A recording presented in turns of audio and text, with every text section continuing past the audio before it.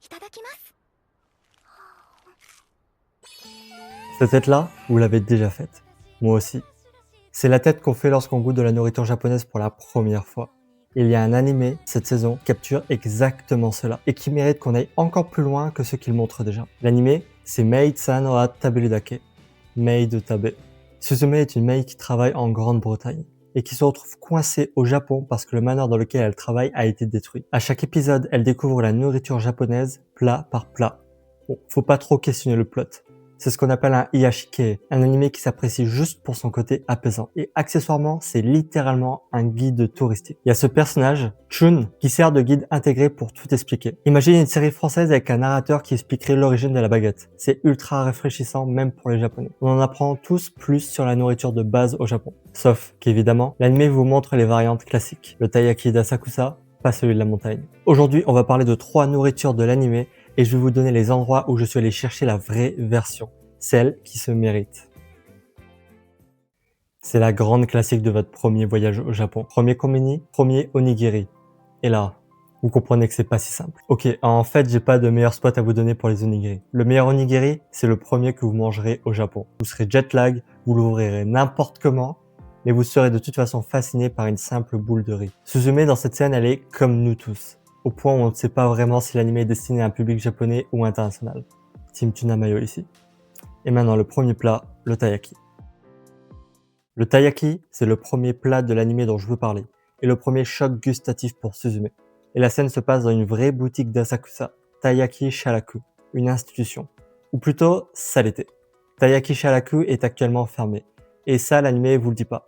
Si vous suivez le pèlerinage Miami Trip à la lettre, vous risquez d'arriver devant une boutique fermée. Mais si vous êtes déjà à Asakusa, j'ai une autre adresse pour votre goûter. Naruto Taiyaki Honpo. C'est une chaîne, mais une chaîne qui sait ce qu'elle fait. La particularité de Naruto Taiyaki Honpo, c'est qu'ils font régulièrement des collabs avec des animés. Là, par exemple, j'avais pu tester un taiyaki à la pêche en collab avec Love Live Nijigasaki. Des goûts saisonniers, des packagings spéciaux, ça change tous les mois. Et c'est bien meilleur que les taiyaki sur le Jigo de Akiba. C'est un spot taiyaki touristique, mais je recommande sans hésiter pour un premier voyage. Mais si vous voulez la vraie expérience pèlerinage, celle où vous méritez vraiment votre taiyaki, je vous emmène ailleurs. On se retrouve au mont Takao. C'est à 50 minutes de Shinjuku en direct par la Keio Line. C'est une montagne sacrée fréquentée depuis le 8e siècle. Et pour nous aussi, c'est une montagne sacrée. Si vous avez regardé Yamano Susume, vous reconnaîtrez forcément le spot. Takao, c'est un grand classique du pèlerinage otaku, mais c'est aussi la montagne la plus accessible depuis Tokyo. Et après la randonnée, vous pourrez goûter au Tengu Yaki. C'est un taiyaki en forme de tengu vendu à la station en haut du cable car. Le mont Takao est considéré comme une montagne sacrée pour le culte des tengu. Ce sont des créatures légendaires, des dieux des montagnes au pouvoir surnaturel. Ils sont généralement représentés comme des êtres à l'apparence humaine avec un très long nez. Donc le taiyaki en forme de tengu, c'est pas juste du marketing, c'est vraiment un clin d'œil au côté sacré du mont Takao. Ce taiyaki est réputé pour sa qualité, en particulier sa pâte de haricots rouges qui vient tout droit de Hokkaido. Une vraie attention en détail. Et en plus, vous pouvez le déguster avec une vue splendide sur toute la plaine du Kanto. On peut même voir la Skytree les bonjours. C'est pas Asakusa, c'est pas un best-seller Instagram, c'est juste le taiyaki que vous aurez mérité en grimpant une montagne, avec un peu de culture en bonus. Et franchement, c'est ça aussi l'esprit de Mei de Tabe, se laisser surprendre par la découverte. Dans l'épisode 2, Suzume teste le melon pan. Rien que d'entendre ce nom, j'en ai l'eau à la bouche. Surtout s'il est tout droit sorti du four. Et pourtant, c'est un grand classique du konbini. On en trouve pour moins de 200 yens partout au Japon. Mais si vous voulez le manger là où ça vaut vraiment le détour, il faut à nouveau sortir de Tokyo. À un peu moins de 2 heures de Shinjuku, au nord-ouest de Tokyo, je vous donne rendez-vous au mont Miyitake. C'est une petite montagne sacrée de 929 mètres qui vaut vraiment le périple. On a fait l'ascension à pied avec un pote. Même pour les débutants, ça doit prendre un peu moins de 4 heures. Le mont Miyitake, c'est une des destinations les plus populaires après le mont Takao dont j'ai parlé juste avant. Et le sanctuaire Musashi Miyitake au sommet est vénéré depuis plus de 2100 ans. Le spot est notamment populaire parmi les propriétaires d'animaux de compagnie qui font la randonnée avec leurs animaux et on peut acheter des amulettes, des charmes protecteurs pour ces animaux au sommet de la montagne.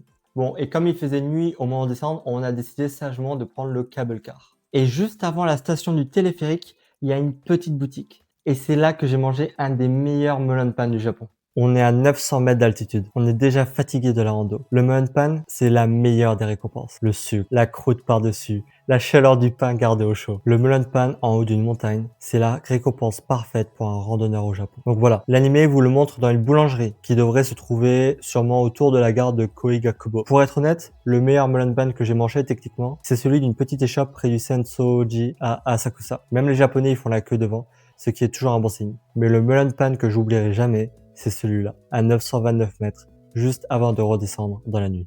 La troisième nourriture dont je veux parler, c'est le Baumkuchen. Et là, vous vous demandez peut-être, mais qu'est-ce qu'un gâteau allemand fait dans un anime sur la nourriture japonaise? Ce serait un certain Yu Haim, capturé par le Japon pendant la Première Guerre mondiale alors qu'il vivait dans une colonie allemande en Chine, qui aurait confectionné le premier Baumkuchen au Japon. Plus précisément à Hiroshima, au Dome Game Baku. Après la guerre, le couple Yu Haim a ouvert sa propre pâtisserie à Yokohama. Et 100 ans plus tard, le Baumkuchen est devenu un classique de la pâtisserie japonaise. C'est un produit combini absolument banal, mais c'est également un cadeau offert pour des occasions comme les mariages ou des cadeaux à des partenaires commerciaux. Bon, et entre nous, c'est aussi le truc qui ressemble le plus à des madeleines comme on fait en France. Si vous avez le mal du pays, ça peut arriver pendant votre voyage au Japon, le Baumkuchen va sûrement pouvoir vous remonter le moral. Et c'est tellement intégré à la culture food japonaise qu'on le retrouve même dans d'autres animés comme Sakuraso no Pet na Kanojo, par exemple, ou Shiina en mange un dans l'épisode 2. J'avais d'ailleurs parlé de l'animé dans ma vidéo sur les animés de la ligne Odaku, je vous mets le lien dans la description. Et j'ai pu visiter une usine de fabrication de Baumkuchen. Pour ça, il faut prendre l'avion en direction de Sapporo à Hokkaido. Et oui, je sais, Hokkaido c'est un voyage en soi, c'est pas juste une demi-journée depuis Tokyo. Donc gardez ce spot dans un coin de votre tête pour le jour où vous prévoyez de pousser plus loin que le Kanto. Là-bas, à 20 minutes du centre de Sapporo, vous retrouverez Ishiya. C'est l'entreprise qui fabrique le Shiroi Koibito, des biscuits au chocolat blanc qu'on ramène en omiyage. Ils les vendent directement à l'aéroport de Narita au duty free, au cas où vous auriez oublié de ramener des souvenirs. Bien sûr, ça pourrait pas être mon cas. Et ils ont construit un parc autour de leur usine, dans une architecture style château alsacien, jardin fleuri. C'est tout un parc à thème sur le chocolat et d'autres friandises. Et l'usine elle-même, vous pouvez également la visiter. Ils vous montrent comment ils font le Baumkuchen.